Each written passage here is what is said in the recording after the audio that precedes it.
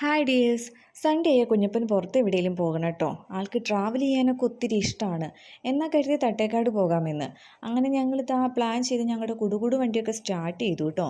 കുഞ്ഞപ്പൻ നടുക്കി ഇരിക്കുന്നുണ്ട്. ആൾക്ക് ഓട്ടോയും ചില വണ്ടികളൊക്കെ ഭയങ്കര ഇഷ്ടമായതുകൊണ്ട് ഓപ്പോസിറ്റ് ഓട്ടോയൊക്കെ വന്നു കഴിഞ്ഞാൽ ആൾ വണ്ടിയിലിരുന്ന് ഇളകാൻ ചാൻസ് ഉണ്ട്.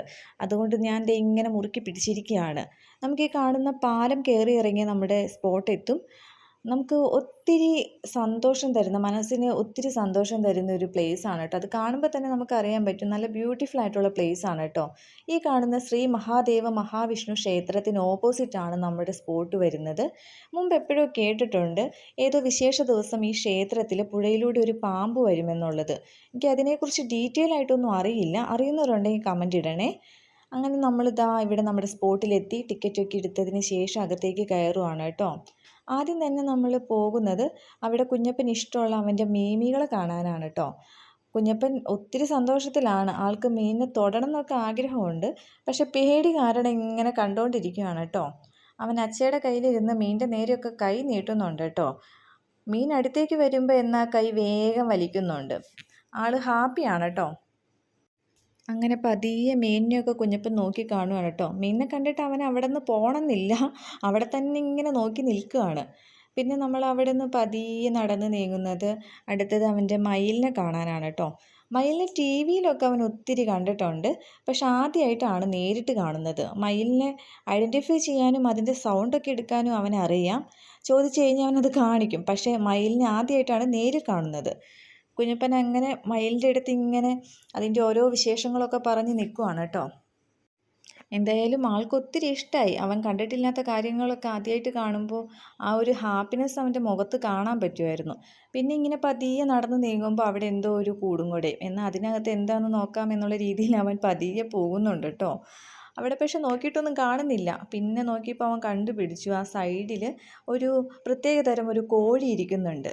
കോഴി പിന്നെ കുഞ്ഞപ്പൻ്റെ കൂട്ടുകാരനാണല്ലോ. നമുക്ക് വീഡിയോ കാണുമ്പോൾ അറിയാൻ പറ്റും, കോഴിയും കാക്കയൊക്കെ ആണ് ആളുടെ കൂട്ടുകാർ. അവനത് ഭയങ്കര ഇഷ്ടമാണ്. പിന്നെ അവനിങ്ങനെ തുള്ളി തുള്ളി പോകുമ്പോൾ വേറൊന്നുമല്ല, അവിടെ കിഡ്സ് കോർണറാണ്. ആ ഒരു ഭാഗത്തേക്കാണ് ആളിങ്ങനെ പോകുന്നത്. നല്ല സന്തോഷത്തിൽ ഡാൻസൊക്കെ കളിച്ചാണ് ആൾ പോകുന്നത്. പക്ഷെ അങ്ങ് കുറച്ച് നടന്ന് നീങ്ങുമ്പോൾ അവിടെ ആരും അവൻ കണ്ടു. അവൻ തിരിച്ച് എന്നിട്ട് ഇങ്ങ് ഓടാനായിട്ട് നോക്കുന്നുണ്ട് കേട്ടോ. അതാണിങ്ങനെ പതുങ്ങി നിൽക്കുന്നത്. എന്താ ചെയ്യേണ്ടതെന്ന് അവൻ ആലോചിച്ചുകൊണ്ട് നിൽക്കുക. അങ്ങോട്ട് പോകണോ ഇങ്ങോട്ട് വരണോ എന്നുള്ള രീതിയിൽ നിൽക്കുകയാണ് കേട്ടോ. ദാ വരുന്നുണ്ട്. അതിനുശേഷം നമ്മൾ പതിയെ, അവൻ അമ്മ കൂടെ വന്നിട്ടുണ്ടെങ്കിൽ അവൻ പിന്നെ നല്ല ധൈര്യശാലിയാണ്. ഞങ്ങളിതാ കിഡ്സ് കോർണറിലെത്തി. അവിടെ നല്ല പുഴയും അതുപോലെ മരങ്ങളും ഒക്കെ കണ്ടു കഴിഞ്ഞപ്പോൾ ആൾക്ക് അവിടെ നിന്ന് പോകാനേ തോന്നുന്നില്ല. നല്ല ബ്യൂട്ടിഫുൾ ആയിട്ടുള്ള ഒരു വ്യൂ ആയിരുന്നു കേട്ടോ അത്. പാലവും കാണാൻ പറ്റും, ആ സൈഡിൽ മരവും പുഴയും എല്ലാം കണ്ട് ആളിങ്ങനെ നിൽക്കുവാണ് കേട്ടോ. അതൊക്കെ ഞാനിങ്ങനെ ക്യാമറയിൽ പകർത്തിയിട്ടുണ്ട്. നല്ല മനോഹരമായ ചിത്രങ്ങളായിരുന്നേ. അതുപോലെ തന്നെ കുഞ്ഞപ്പൻ അവിടെ ഏറ്റവും ഇഷ്ടപ്പെട്ടത് അവൻ്റെ ഓരോരോ കളിപ്പാട്ടങ്ങളാണ്. ആൾക്കത് ഭയങ്കര ഇഷ്ടമാണ്. പിന്നെ നമുക്കവിടെ ഏറുമാടം കാണാം. അച്ഛതാ പതിയെ ഏറുമാടത്തിലൊക്കെ കയറി നോക്കുന്നുണ്ട്.